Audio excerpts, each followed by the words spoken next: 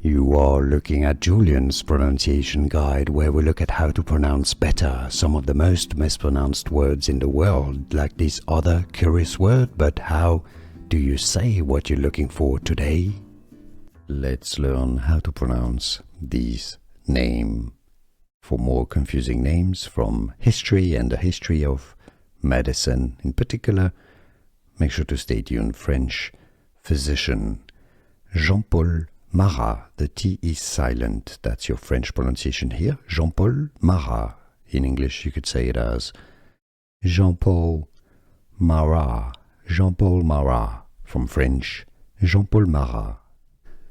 Here are more videos on how to pronounce more confusing words and names too many mispronounced. Like this video if you found it useful. I appreciate your support. I'll see you soon and thanks for watching.